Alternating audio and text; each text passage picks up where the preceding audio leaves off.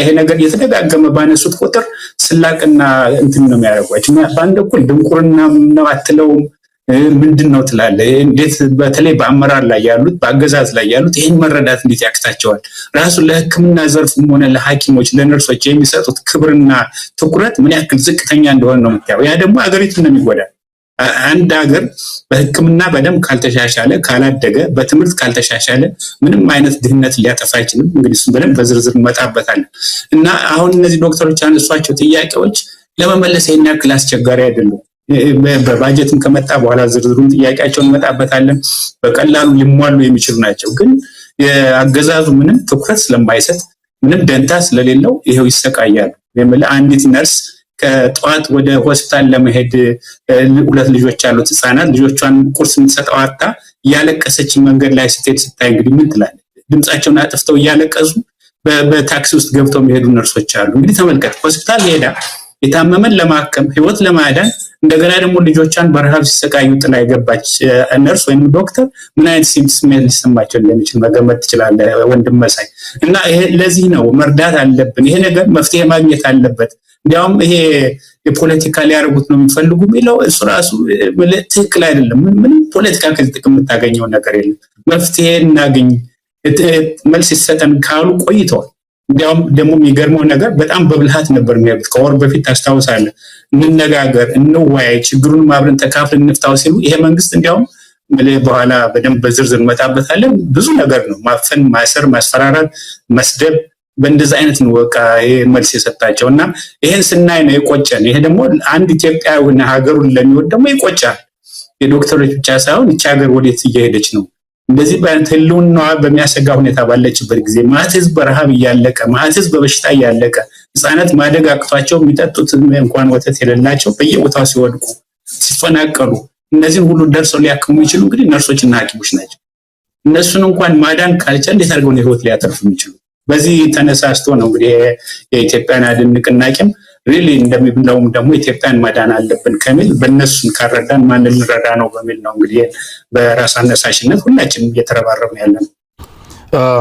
ታቢዩ እንግዲህ በኢትዮጵያን አድን ንቅናቄ በኩል ይህንን ጉዳይ በተመለከተ ጽሁፍ አዘጋጅታችሁ ሁሉ ነው የመጣችሁት። ይሄ ብሔራዊ ክስረትን ማቀድ ወይ ስብደት በሚል ድሆችን ማፈናቀል፣ ሀብታም እና ስራ ደጋፊዎችን መትከል፣ የዋጋ ግሽበት፣ የኢኮኖሚ ውድቀት፣ የጤና ሴክተሩ በጀት፣ የባለሙያዎች ደርዝ ያላቸው ጥያቄዎች፣ እነዚህን መሰል ጉዳዮችን የዳሰሳችሁበት ጽሁፍንም ተመልክቻለሁ። ያገዛዙ ምላሾችም ከዚህ አንጻር ምን እንደሆነ በዝርዝር የተመለከታችሁበት ነው።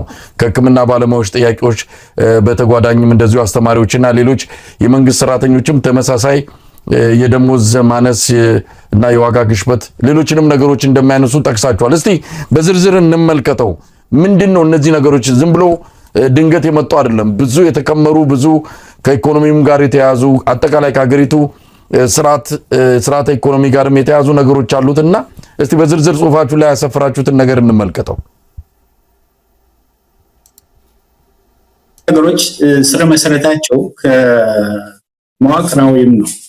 መንግስቱ በተከታታይ በተለይ ደግሞ ባለፉት 7 ዓመታት ለመሰረተ ልማቶች በተለይም ለሕክምና ለትምህርት ምን ያክል ትኩረት ሰጥቷል። ሌሎችም ኦፍኮርስ የእርሻ ኢንዱስትሪ የመሳሰሉት ነገሮች ይመጣሉ እና ትኩረት ካለመስጠቱ የተነሳ በተለይ በሐኪሞች በዶክተሮች ብቻ ሳይሆን በዘርፉም ላይ ብዙ ቀውስ ነው ያስከተለው የሕክምና ዘርፍ የሚባለው እና ከዛ የተወለደ ነው የዶክተሮችም ችግር። አንድ ሀገር ያለውን ገንዘብ በተለይ እንደ ሀገር እንደ ኢትዮጵያ ያለ በሙስና ካጠፋው በጦርነት በሙሉ ካጠፋው በኋላ በቅንጦት ፕሮጀክቶች ላይ ምንም አይነት እድገት በማያጡ ላይ ካጠፋው እንዴት አድርጎ እነዚህ መሰረታዊ ልማቶች እንደ ሕክምና እንደ ትምህርት ያሉትን ሊያሟላ የሚችለው? እና መዋቅራዊ የሆነ የተዛባ የኢኮኖሚ የልማት ስትራቴጂ ነው ያለው። እሱን በኋላ ምናልባት በዝርዝር እንመጣበታል። እንዲያውም ታምር ነው እድገቱ የሚሉት ነገር አለ። እንዴት ብሎ ታምር እንደሚሆን እግዚአብሔር ይወቀው። ታምር የሚሉት በእነሱ አመለካከት ለጥቂቶቹ የደላቸው ናቸው እንግዲህ እንደምታውቀው እና ለነሱ ደሞዝ ጭማሪ የሚለው ምንም ትርጉም አይሰጥም። አንዳንዱ ካድሬ እንኳን እንደዚህ 20 ዓመት እና 25 ዓመት ተምሮ ለፍቶ ለአገር ሊያገለግል ይቅርና ገና 8ኛ ክፍል እንኳን ሳይጨርስ አንድ ባለስልጣን ከሆነ ወይ ቪኤት ይኖረዋል ወይ ሌላ ቤት ይሰጠዋል፣ ፎቅ ይሰራል፣ እነሱ ለወር ደሞዝ ይጨመርልን ብለው ዶክተሮች እና ነርሶች መከራቸውን የሚያዩባትን እሱ አንድ ነዳጅ ሞልቶባት ሊሄድ ይችላል በቀላሉ። እንደዚህ አይነት ነው የሚኖሩ እና ለእነሱ ታምር ነው ይሄ መንግስት ያመጣው ለጥቂቶቹ በ200 በ300 ሚሊዮን ልጆቻቸው የሚድሩ ከሆነ እንዴት አድርጎ ይታያቸዋል የደሞዝ ጭማሪ። እና ስለዚህ ለዶክተሮቹ ያመጧቸው 12 መሰረታዊ የሆኑ በቀላሉ ባይሆን ተወያይተህ ልትፈታቸው የምትችላቸው ችግሮች ናቸው። ድሃም ሆና እንኳን ሀገሪቱ ትኩረት ከተሰጠው ገንዘቡ አጣ አይደለም። ገንዘቡን የት ላይ ነው የምታውለው ነው እንግዲህ ጥያቄው የሚመጣው። ጦርነት ላይ ነው ወይንስ ቤተ መንግስት መስራት ላይ ነው ወይንስ ደግሞ እንደ ፓርክ ቅንጦት ቦታ ላይ መዋል ነው ወይንስ ሕክምናና ትምህርትን ማሻሻል ነው ህዝቡን የሚጠቅመው?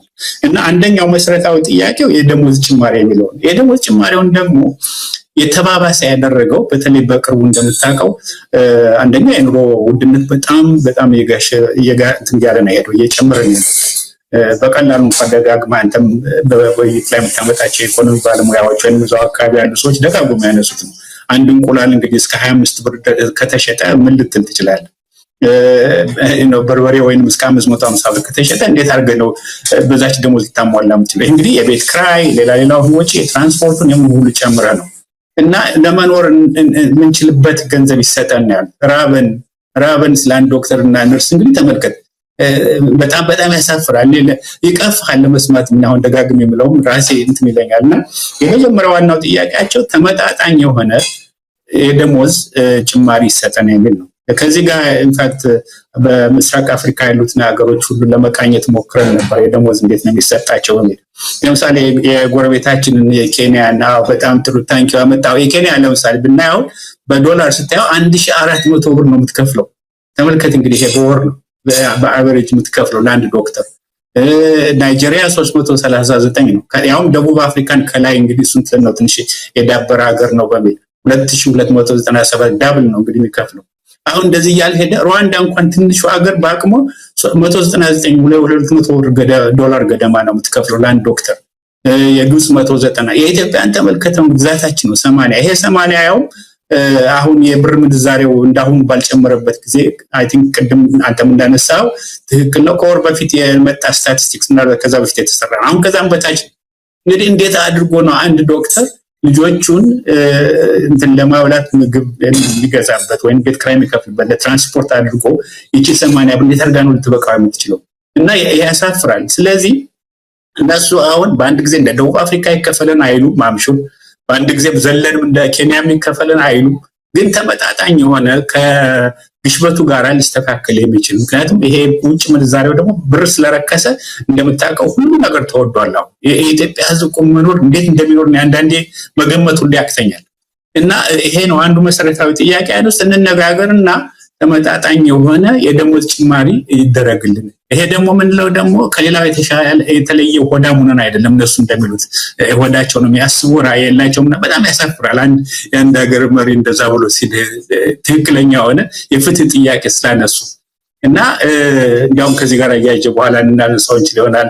አንዱ ጥያቄያቸው ለምሳሌ የሕክምና ሙያንና ሙያተኞችን ክብር ከሚነካ የተሳሳተ መረጃ ጥቃት ለመከላከል የህግ ከለላ ይሰጠን ይላሉ። በጣም የሚገርመው ይህን ጥያቄ ሲያቀርቡ አገዛዙ አክብሮ እንኳን ላዳምጣቸው አላላቸው። ራሳቸው ጠቅላይ ሚኒስትር እንኳን እንዳሉት ያን በጣም የገረመኝ ያስደነገጠኝ ነገር አሜሪካን ሀገር ሲሄዱ ዶክተሮች የኢትዮጵያ ዶክተር አይባሉም ማለት እኔ አንዳንዴ ምን አይነት አንተ ታውቃለህ እንግዲህ አሜሪካን ሀገር ብዙ አመት ኖረናል። እንግዲህ ተመልከት ምን አይነት አማካሪ ነው ያላቸው ነው ወይስ ምንድነው? ዛሬ እኮ ኢንፎርሜሽን መረጃ እኮ በቀላሉ ጉግል እንኳን ሄደህ እኮ ብዙ ነገር ማግኘት ትችላለህ ሌላው ቀርቶ። እና ይሄን ራሱን አሁን ለፕሮፓጋንዳ ብሎ ወይ አያውቁት ከሆነ መጠየቅ፣ የሙያተኞች ባጠገባቸው ካሉ አውቀው ከሆነ የሚያደርጉት ደግሞ የራሳቸውን ክብር የሀገርን ክብር ይነካል። እና ይሄ ስታንዳርድ የሆነ የአሜሪካን ፕራክቲስ አለ። የሜዲካል ዶክተር አይደለሁም ግን አምሹር አንተ ምንም ብዙ ዶክተሮች እናውቃለን እዚህ ሀገር። እና ከየትም ሀገር ሲመጡ ዶክተሮች ወደ አሜሪካን ሀገር የላይሰንሲንግ ኤግዛሚኔሽን መውሰድ አለባቸው። ይሄ ኢንፋክት ከቅርብ ራሷ ከካናዳም እንኳን በሕክምና ደረጃ ካናዳና አሜሪካ ብዙም አይለያዩ። ከካናዳም ቢመጡ ያንን ፈተና መውሰድ አለባቸው። ከህንድ ቢመጡ ያንን መውሰድ ኢትዮጵያኖች በነገራችን ላይ አቶ አብዩ ከስቴት እዚህ ራሱ አንዱ ስቴት ያለው መስፈርትና ሌላው ይለያያል። ስለዚህ አንዱን ስቴት መመዘኛ መፈተን አለባቸው። እዚህም ተመሳሳይ ነው። ተባረክ ትክክለኛ ነው። እሱም ላመጣው ነበር። እዚህም ራሱ እንኳን ነው የናሽናል ስታንዳርድ አለ። ግን የናሽናል ስታንዳርድ ኑሮ አሁን ለምሳሌ ኒውዮርክ ያለው ዶክተር ካሊፎርኒያ ሄጄ ልስራ ብሎ ቢል ቦርድ አለ እዛ የካሊፎርኒያ ስቴት ቦርድ አለ እና እነሱ አይተው ያሟላሉ ወይ ብለው ነው ኳሊፋይንግ በመረጃ የሚሰጡት። ይሄ እንግዲህ በፕሮፌሽኖች በሌሎችም በጠበቃም በኢንጂነርም አለ this is standard እና ይሄ እንዴት ይጠፋቸዋል? ጠቅላይ ሚኒስትሩ እንደዛ ብለው ለማቅለል ለማራከስ ምናምን የራሳቸውን ሀገር ዶክተሮች እንዲያውም ክብር መስጠት ሲገባ በእንደዚህ አይነት ለማቃለል እና ጥያቄያቸውን ዋጋ የለውም ማለት ነገር። ከዛ ደግሞ ጭራሽ ባስ ብለው ደሞዝ ጭማሪማ ከሆነ እኔም አለኝ አሉ። እኔም የደሞዝ ጭማሪ ጠይቃል። አንዳንዴ ለማውራትም ይቀፋል እኮ ይቅርታ አድርግልኝና እንዴት ደስ ይላል። ለኢትዮጵያ ሕዝብ እንደዛ ብለው ሊያሙኑት ነው ወይስ ምን ለማለት ነው? እንደዛ አይነት እና እንደዚህ አድርገው ነው ያቃለሉት። ከዛ ሌሎችም ጥያቄዎች አሉ። ኢንፋክት አንዳንዶቹ በዝርዝር በኋላ ምናልባት ልባሽ እንችላለን።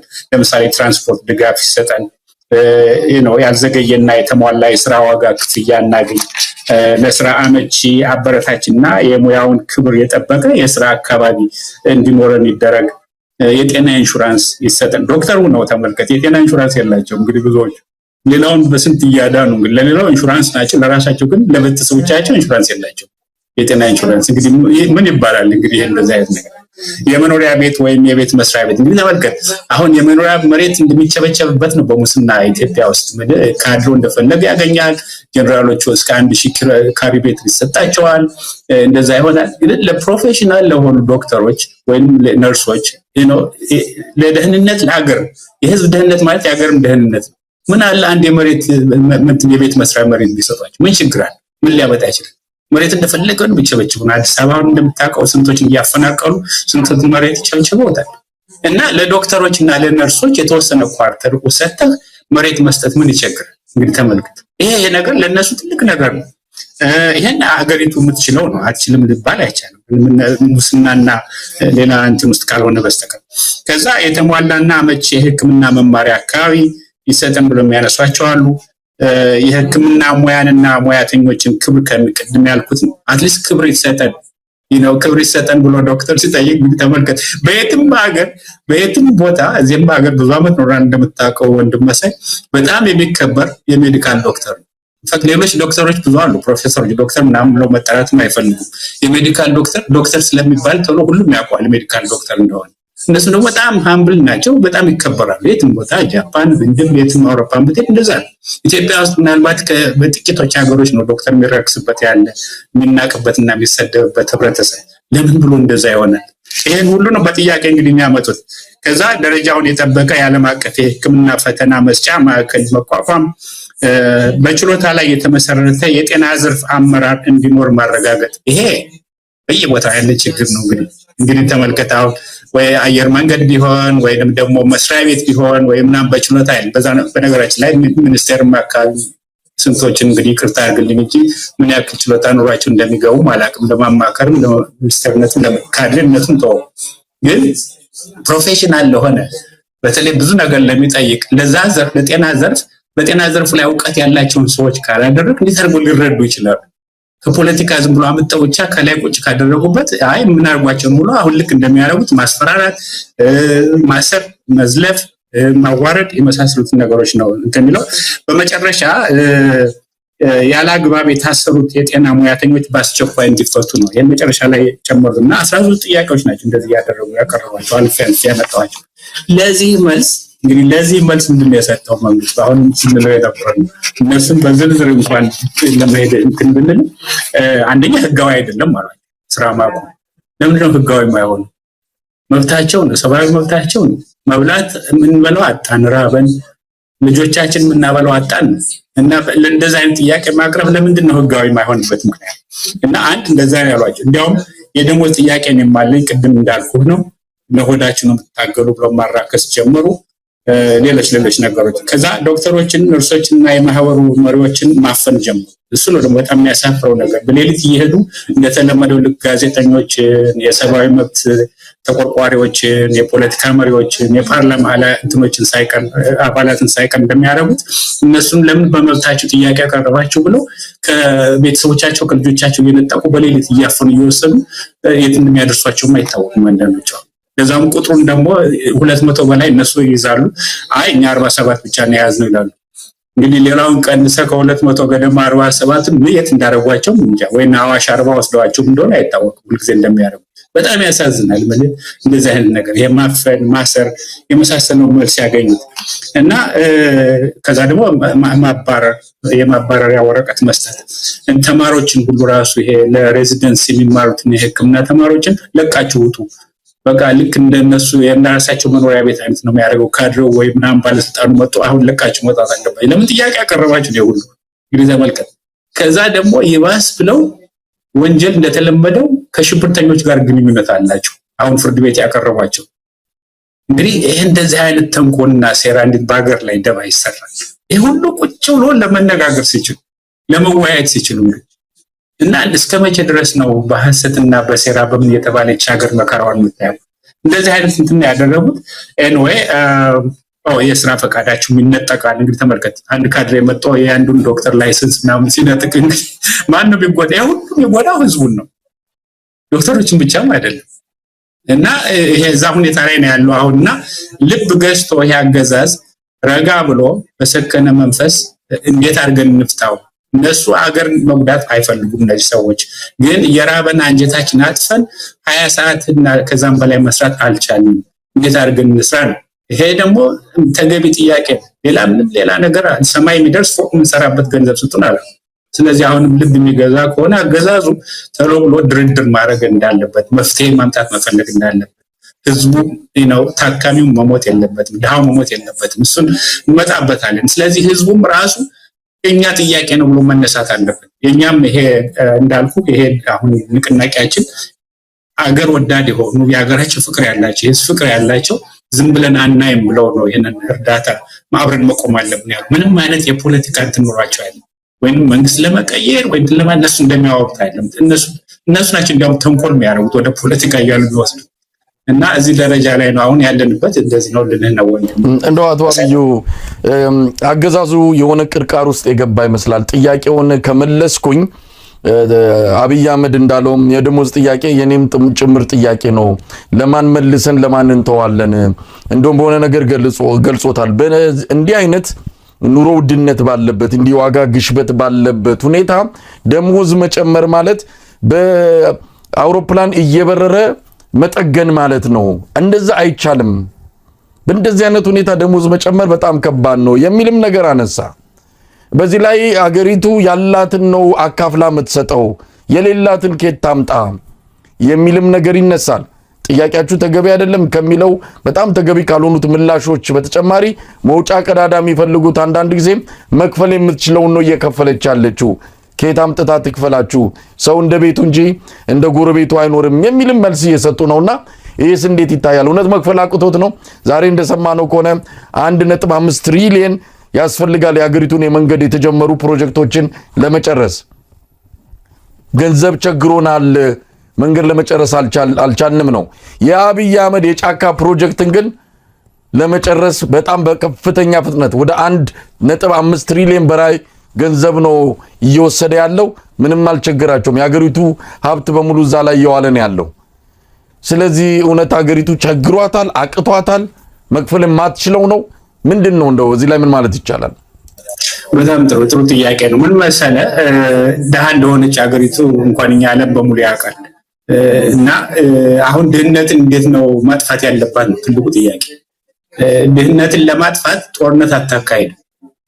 ጦርነት ካካሄደች እና ሁልጊዜ ያውም የራስን ህዝብ ለመጨፍጨፍ የራስን ገበሬውን፣ ሰራተኛውን ሁሉን ለመጨፍጨፍ እኔ እኮ የምልህ ጠቅላይ ሚኒስትሩ ራሳቸው እኮ በጣም የሚያስደነግጥ ነገር አንድ ጊዜ 10 ቢሊዮን ዶላር ቢሆን አወጥተን ውጊያውን እንቀጥላለን።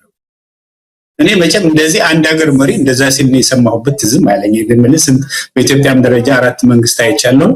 እና ያውም ደግሞ ይሄን ያሉት ደግሞ የትግራይ 1 ሚሊዮን ህዝብ አልቆ ትግራይ በስንት ቢሊዮን የሚቆጠር ውድመት ደርሶበት ክሊኒኮች በስንት ሺህ ጠፍተው ትምህርት ቤቶች በሙሉ አልቀው እና ምን ለማድረግ ነው 10 ቢሊዮን ዶላር ድረስ አወጣው?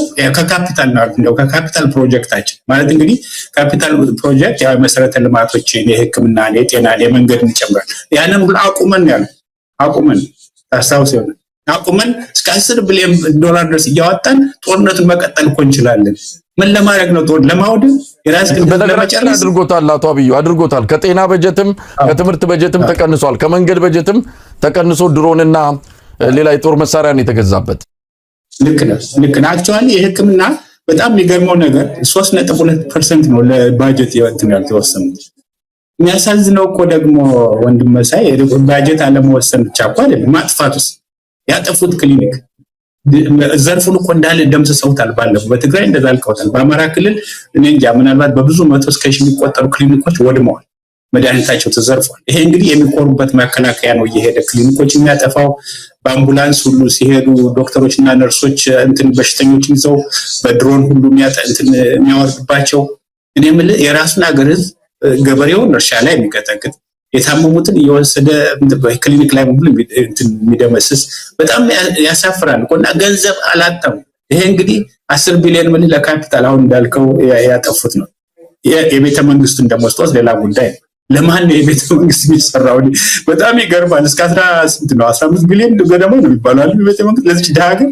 ምን የኢትዮጵያ ሰራተኛው፣ ዶክተሩ ወይም ላባደሩ፣ ገበሬው ቤተ መንግስት ተሰርቶለት እስኪ ተሰራልኝ ቤተ መንግስት በጣም እድለኛ ነኝ ምናምን ብሎ በቃ እንዲያደንቅ ነው?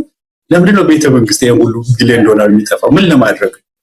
ከዛ እንግዲህ የቅንጦት ፕሮጀክት ምትለው የጫካ ፕሮጀክት ምትለው በየቦታው የሰሩት አሁን እንዲያውም መፈራረስ ጀምሮ ሊሆን ይችላል። ምክንያቱም ምንም የምርታማነት እንትን የለው፣ ገንዘብ የውጭ ምንዛሬ ማያመጣም። ከተወሰነ በኋላ እንዲያውም ሜንቴን ማድረግ አይችሉም። መፍረስ መፈራረስ ይጀምራል። ብዙ ቦታ የሰሩት እና ለዛ ሁሉ የጠፋው ገንዘብ ይሄ እንግዲህ የሙስናውን ሳትጨምር ይዘረፈው በሙስና ደግሞ አሁን በቅርቡ ምናልባት ሰምተህ ሊሆን ይችላል። እንዲያውም አንድ ሶሻል ሚዲያ እናንተ የምታውቋቸው ናቸው፣ አንተም ይኖር ይሆናል ምናልባት መረጃ። ወደ ስንት ቢሊዮን ነው በአንድ ጊዜ ልም ያለው ከኮመርሻል ባንክ እና ወደ ሌሎች ባንክ አካውንት የተዛወረው። እንግዲህ ተመልከት።